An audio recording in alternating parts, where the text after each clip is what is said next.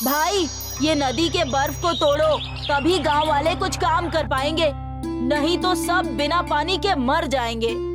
अरे भाई, हम कितने दिन ये काम करेंगे? इससे अच्छा है कि चलो हम सूर्य के चक्कर लगा कर आए और पता करें कि सूर्य निकल क्यों नहीं रहा है। भागलपुर के छोटे से गांव में हजारों की संख्या में लोग रहते थे, जहां पानी बिजली की कोई सुविधा नहीं थी, लेकिन लोग फिर भी खुश रहते थे। वहां स्कूल भी नहीं था।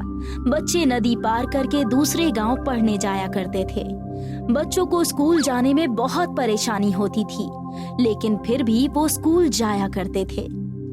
सरपंच जी, कुछ तो उपाय करवाइए। या तो हमारे गांव में स्कूल बनवाइए या फिर बच्चों के लिए एक पूल बनवा दीजिए, ताकि बच्चे सुरक्षित स्कूल जा सकें। अब तो बारिश भी बहुत तेज होती है, जिससे नदी में बाढ़ की स्थिति बन गई है। कुछ ही दिनों में ठंडी भी आ जाएगी, फिर हमें और परेशानी होने लगेगी। मैंने सरकार से कई बार गुहार लगाई है, लेकिन अब तक कोई मदद नहीं मिली है। उस बार बरसात बहुत तेज होती है और नदी में बाढ़ आ जाती है, जिससे बच्चे स्कूल नहीं जा पाते। फिर एक दिन 3 दोस्त अंशु, सुमित और राहुल मिलते हैं। अरे दोस्त, कितने दिन तक हम स्कूल नहीं जाएंगे? ऐसे तो हमारी पूरी पढ़ाई बर्बाद हो जाएगी। हाँ, तुम सही कह रहे हो। तो क्या किया जाए, बताओ। क्यों ना हम तीनों मिलकर एक नाव बनाएं और उसी से स्कूल जाया करें। हाँ, तुम सही कह रहे हो। तीनों मिलकर नाव के लिए लकड़ियाँ और हथियार जुगाड़ करते हैं। फिर कुछ दिनों में वो नाव तैयार कर लेते हैं। तीनों मिलकर नाव को नदी में उतारते हैं और स्कूल जाने के लिए निकल जाते हैं। तब उनकी नाव नदी में जाकर जोर जोर से धारा में हिलने लगती है। वो तीनों बहुत ही डर जाते हैं। अरे भाई, ये क्या हो रहा है? हम बचेंगे भी या नहीं? अरे भाई, तुम इतना घबराओ मत, बस भगवान का नाम लो, सब ठीक हो जाएगा। फिर जैसे तैसे डरते डरते वो स्कूल पहुंच जाते हैं। ऐसे ही कुछ दिन चलता रहता है। वो तीनों बेचारे डरते डरते जान हथेली पर रखकर स्कूल जाते रहते हैं और पढ़ाई करते रहते हैं। फिर सर्दियों का मौसम आ जाता है और नदी का पानी जम जाता है। अरे भाई, अब हम कैसे स्कूल जाएंगे? नदी तो जम गई है। ये तो और अच्छा हो गया ना कि हम लोग इस पर फिसल फिसल कर खेलते कूदते स्कूल पहुंच जाएंगे। तुम पागल हो क्या? इतने हल्के में ले रहे हो बर्फ को? अगर कहीं टूट गई तो हम लोग अंदर ही फंस जाएंगे। तो क्या करोगे भाई, अब तुम ही बताओ। फिर तीनों मिलकर नाव को बर्फ पर फिसलने लायक बनाते हैं, ताकि वो लोग स्कूल जा सके। और बर्फ टूटने पर भी नाव नदी में तैरने लगे। वो लोग स्कूल जाने लगते हैं, पर एक जगह जाकर नाव बर्फ से टकराकर टूट जाती है और नाव में पानी समा जाता है। वो सब लोग चिल्लाने लगते हैं, कोई बचाओ हमें। ये सब सुमित के कहने से हुआ है। अब तो हम लोगों को मरने से कोई नहीं बचा सकता। हम लोगों को पढ़ने का इतना जुनून ना सवार होता ना, तो हम जिंदा होते। तभी नदी में से एक जादुई नाव निकलती है और तीनों को अपने में बिठाकर बाहर निकाल देती है। और वे लोग हैरान हो जाते हैं कि हम लोग बाहर कैसे आ गए। तुम कौन हो? कहीं ये कोई भूत वूत तो नहीं है? हाँ सुमित, जल्दी यहाँ से भागो, नहीं तो ये हमें मार डालेगा। तुम लोग डरो नहीं, मैं एक जादुई नाव हूँ। मैं तुम लोगों की मदद कर रहा हूँ। तुम लोग अब से मुझ में ही स्कूल जाना। मैं तुम्हें नदी पार कराने में मदद करूँगा। लेकिन तुम ऐसा क्यों करोगे? दरअसल मैं एक मल्लाह था। मेरा बेटा भी स्कूल में पढ़ने के लिए बहुत ही उत्साहित रहता था, लेकिन एक दिन बाढ़ की वजह से मेरी नाव तूफान की चपेट में आकर डूब गई और मेरी मृत्यु हो गई, जिससे मैं अपने बेटे को स्कूल नहीं पहुंचा सका। लेकिन बहुत सालों तक तप करने से, गंगा माँ के वरदान से अब मैं एक जादुई नाव का मालिक हो गया हूँ, जिससे मैं किसी की भी मदद कर सकता हूँ। ये तो बहुत ही अच्छा है। आप बहुत अच्छा काम कर रहे हैं। ऐसा करो, अपनी गंगा माँ से कहो कि इस नदी के बर्फ को वापस पानी बना दे, जिससे हमारे गांव के लोग अपने काम कर सके और अच्छे से जीवन बिता सके। ये हमारे और गंगा माँ के बस में नहीं है, ये सूर्य भगवान के बस में ही है, जो अपने ताप से बर्फ को पिघला सकते हैं और कोई नहीं कर सकता ये काम। फिर कुछ दिनों तक बच्चे उस नाव के सहारे स्कूल जाते रहते हैं, परंतु गांव में ठंड से लोग बहुत परेशान होने लगे थे। सूर्य नहीं निकल रहा था और बर्फ और ज्यादा जमता जा रहा था। क्यों ना हम लोग नाव से कहें कि वो हमें अपने जादुई शक्ति से सूर्य के पास ले चले। हम उनसे बात करके धरती पर आने को कहेंगे। हाँ सुमित, तुम सही कह रहे हो।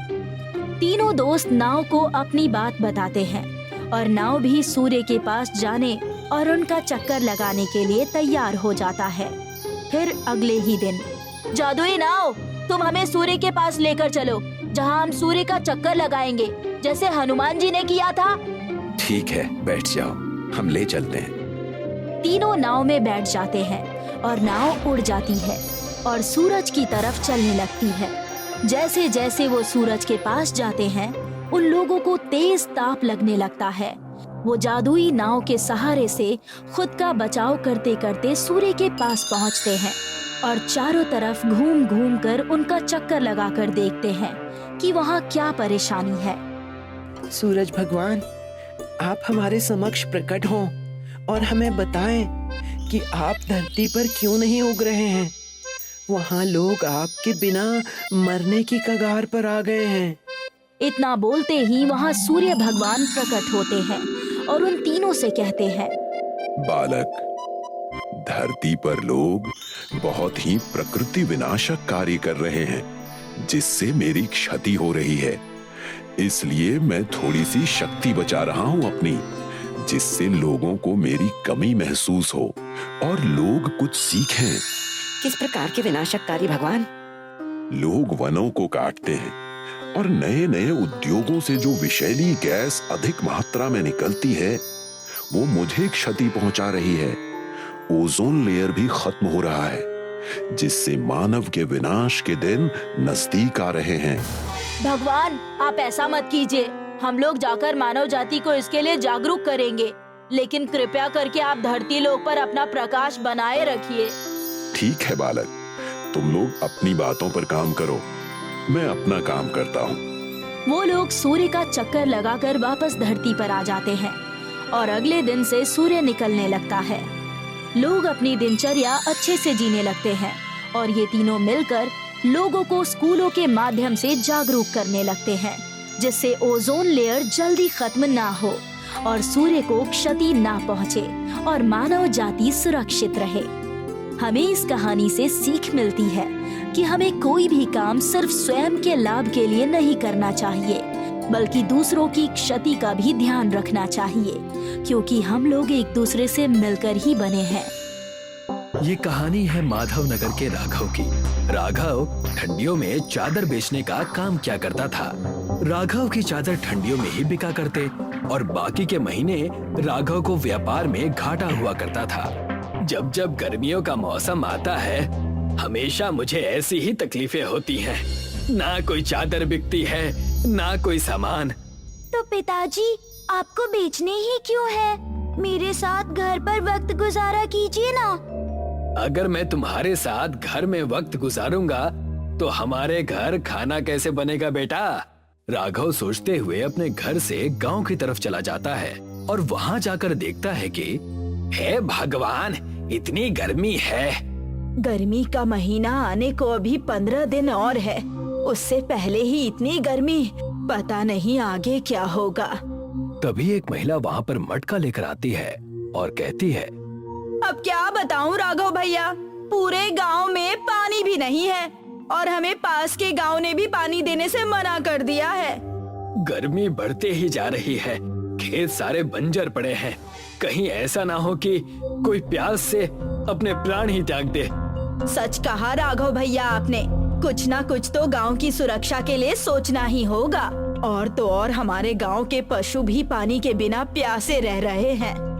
मेरे घर पर थोड़ा सा पानी रखा हुआ है, मैं उन पशुओं को पिला देता हूँ, उससे कम से कम उनकी दुआएं तो लगेंगी।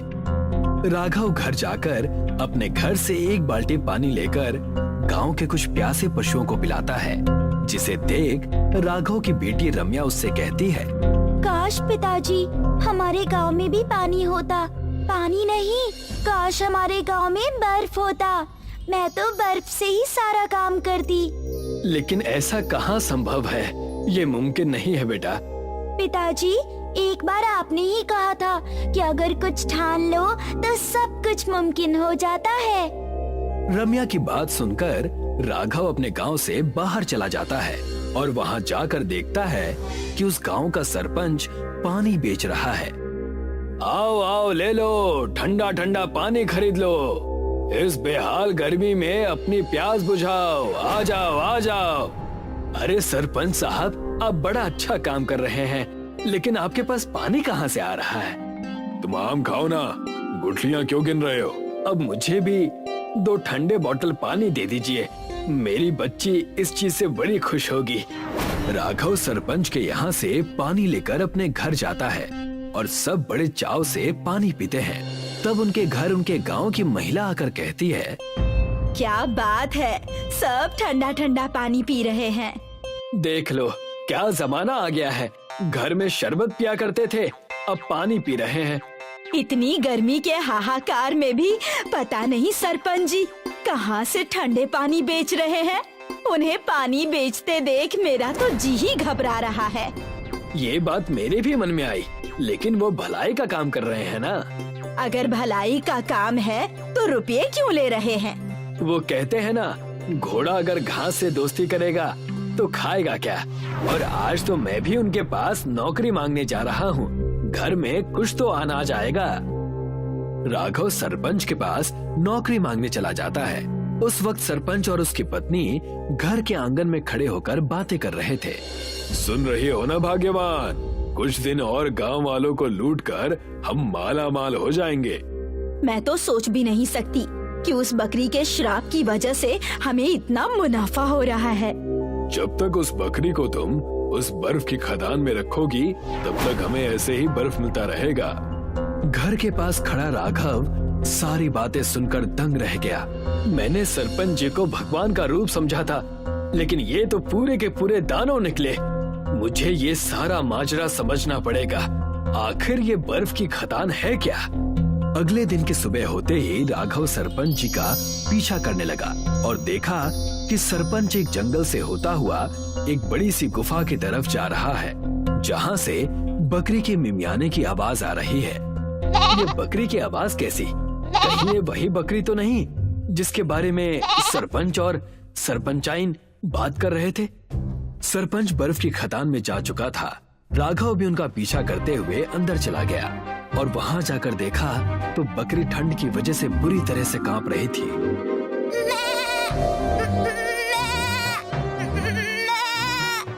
तुम चाहे जितनी भी मिमिया लो, मैं तुम्हें बाहर नहीं निकालने वाला। तुम अंदर हो, इसी वजह से बाहर हम मजे मार रहे हैं। ये क्या हाल कर रखा है आपने सरपंच जी? मैं आपकी सारी बातें जान गया। उस बकरी को छोड़ दीजिए, वरना मैं पूरे गांव को ये सारी बात बता दूंगा। रुक जाओ राघव, ऐसा मत करना, पहले मेरी बात तो सुन लो, तब तुम्हें जो करना होगा वो करना। तब जाकर सरपंच ने सारी बातें बताई। मैं और मेरी पत्नी एक बार जंगल में जा रहे थे, तब एक साधु बाबा इस बकरी को लेकर खड़े थे। बालक, मेरी बकरी प्यास से जूझ रही है, क्या तुम इसे पानी पिलाओगे? जी, ये लीजिए, लेकिन मेरे पास सिर्फ थोड़ा सा ही पानी बचा है। बालक, तुम्हारे पास जितना है उतना ही पिला दो, कोई बात नहीं। और जैसे ही मैंने उन्हें पानी पिलाया, उस साधु ने मुझे आशीर्वाद दिया और कहने लगा, इस जंगल के पास वाली गुफा बर्फ की हो जाएगी, लेकिन तुम्हें मेरी इस बकरी को पालना होगा, और अगर तुम इस बकरी को बाहर लेकर आए तो बर्फ की खदान मिट्टी की हो जाएगी और तुम्हारी पत्नी पर धर्म संकट आ जाएगा। इस बकरी की देखभाल तुम्हें तब तक करनी है जब तक मैं हिमालय से जड़ी बूटियां लेकर वापस नहीं आ जाता। इतना कहकर वो साधु बाबा वहाँ से अदृश्य हो गए। सरपंच की बात सुनकर राघव भी सहम गया और सरपंच से कहने लगा, ये आप क्या कर रहे हैं? इस बकरी की जान हमें बचानी होगी। ज्यादा दिन बर्फ में रहने से भी तो उसकी मौत हो सकती है, इसे बाहर ले चलिए। नहीं, ऐसा मत करो, मेरी पत्नी की जान खतरे में आ जाएगी। मैं तुम्हारी एक नहीं सुनने वाला, मुझे इसे ले जाने दो।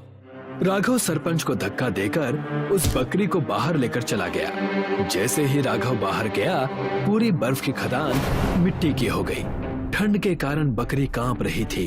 राघव ने उसे धूप में खड़ा किया ताकि उसे थोड़ी गर्मी लगे, और जैसे ही बकरी को गर्म हवा लगी, बकरी खुद से कहने लगी, राघव, मुझे बचाने के लिए धन्यवाद। मैं एक मायावी बकरी हूँ। तुमने मुझे बचाया, इसलिए मैं तुम्हें एक वरदान दे रही हूँ। तुम बोल कैसे रही हो और तुम्हें मेरा नाम कैसे पता है? मैं लोगों को देखकर उनका नाम और काम पता लगा लेती हूँ। मेरा वरदान ये है कि तुम्हारी सारी चादरें अब बर्फ की हो जाएंगी। जहाँ मैं खड़ी हूँ, उस जगह की मिट्टी को ले जाकर अपने चादरों में डाल दो। वो सब बर्फ की हो जाएंगी और मुझे यहीं जंगल में छोड़कर चले जाओ। और सरपंच, अब तुम्हारी पत्नी सुरक्षित है। मैं क्या सच? तुम्हारा लाख लाख शुक्रिया। मैं उन बर्फ की चादरों से लोगों की भलाई करूंगा। पूरे गर्मी में सबको चादर बांटूंगा। राघव उस बकरी की कदमों की मिट्टी को ले जाकर अपने घर की चादरों पर डालने लगा। देखते ही देखते सारी चादर बर्फ की बन गई। मैं ये सारी चादर सबको बांट दूंगा। अब से इस कड़ाके की गर्मी में कोई प्यास से नहीं जूझेगा। लगता है आपने अपनी मन की ठानी हुई बात पूरी कर ही ली। इतनी सारी बर्फ की चादरें आपने बनाई कैसे? ये एक मायावी चादर है जो हमेशा बर्फ की रहेगी। हुर्रे! अब मैं इस बर्फ की चादर को लपेट कर खेलूंगी। राघव ने बर्फ की चादर पूरे गांव में बांटी। पूरे गांव से गर्मी का कहर खत्म हो गया और राघव और सरपंच खुशी खुशी रहने लगे।